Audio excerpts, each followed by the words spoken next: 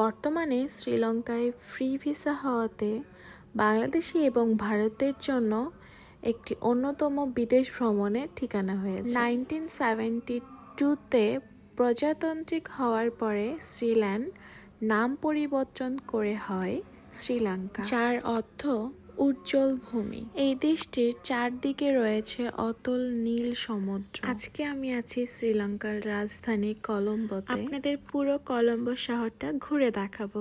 Hello everyone, আসসালামু আলাইকুম। This is me Ivy. Meow, কি অবস্থা সবাই কেমন আছেন? একটু ঘোরাঘুরির পরে মনে হলো যে আমার খাবারটা খেয়ে নেওয়া বেটার, বিকজ আমি পরে কোনো রেস্টুরেন্ট পাবো কিনা বা টাইম পাবো কিনা, এই জন্য আমাদেরকে এখানে নিয়ে আসা হলো একটা ইন্ডিয়ান রেস্টুরেন্ট। বাইরে কিন্তু অনেক গরম, বাট আমি ভেবেছি যে আমি শ্রীলঙ্কাকে দেখবো অ্যান্ড খাবো, তো আমি ইনডোরে বসি নাই, আউটডোরে বসেছি।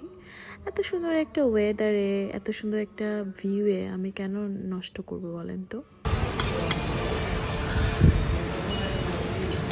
আমরা এখানে ইন্ডিয়ান ফুড ট্রাই করছি। আমি শ্রীলঙ্কান ওইভাবে কোনো ফুড পেলাম না মেনুতে, এই জন্য ইন্ডিয়ান একটা ফুড ট্রাই করছি, সাউথ ইন্ডিয়ান ফুড।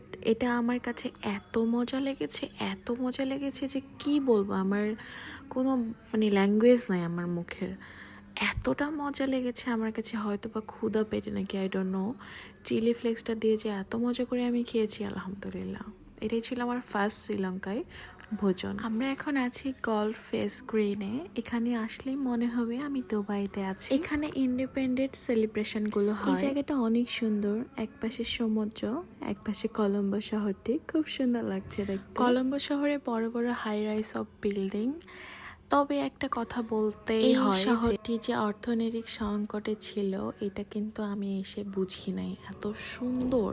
তবে আমার কাছে মনে হয়েছে ফুডের প্রাইসিং দেখে, বিকজ আমাদের যে 20 টাকার আমরা যে আম মাখা, তারপরে হচ্ছে আমরা মাখা নিই, ওইখানে এটার প্রাইস নিয়েছে আমার কাছ থেকে 100 শ্রীলঙ্কান রুপিয়া। এটা হচ্ছে এটা দেখে বোঝা যায় যে ওরা অর্থনৈতিকভাবে অনেক সংকটে আছে।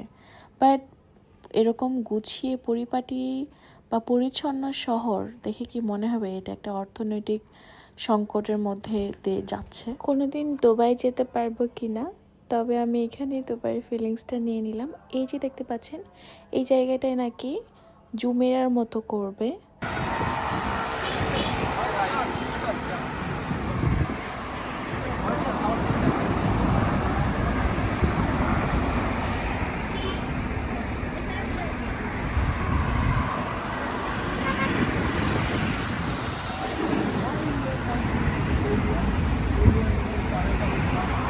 শ্রীলঙ্কায় ব্রিটিশ পিরিয়ডসের সব বিল্ডিংগুলো এখনো রয়ে গেছে। Light house and the clock tower.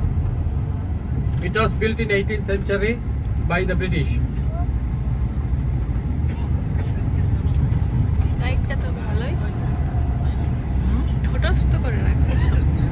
In front you see the left side buildings. You see the buildings are very old. Which one? This one?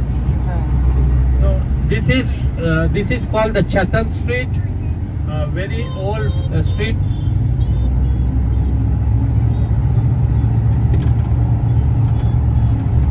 So this is called the Chatham Street, and straight you see the Peta. The road straight is Peta.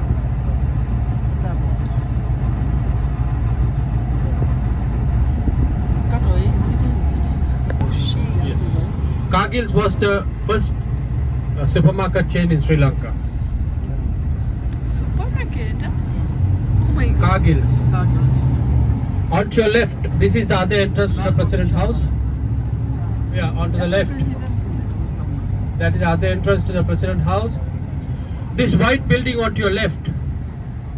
The white building on to your left. This is the oldest opera house during the British colonial time. During British colonial time, this is the opera house. Left side. Now it is a hotel, Grand Oriental Hotel.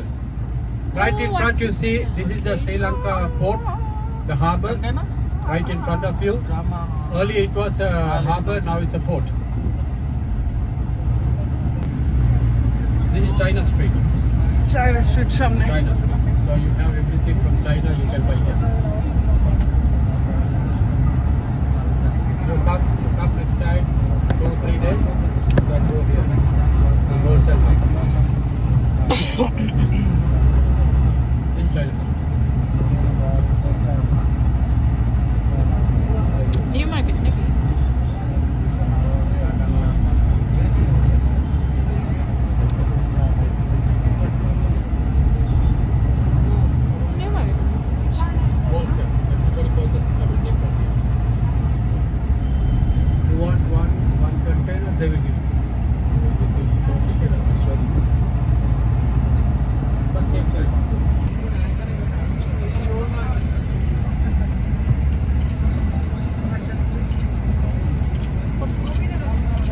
This masjid was built by the Indian traders. When they come to Sri Lanka for trading, they namaz there.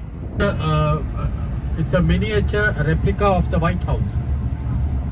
Same like the White House, it's a miniature of the White House here. This is from Buddhist culture? Buddhist. Basically, Sri Lanka is one of the Indian culture. We go to the other one.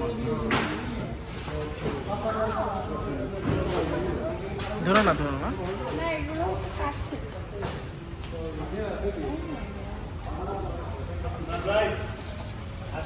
কত করে 870 রুপিয়া তার মানে কত করে হয়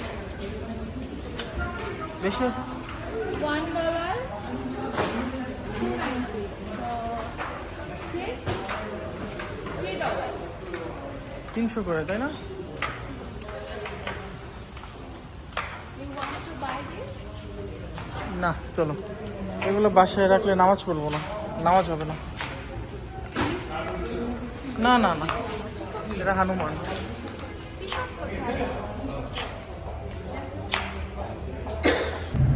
stretching করতেছে stretching করতেছি ওকে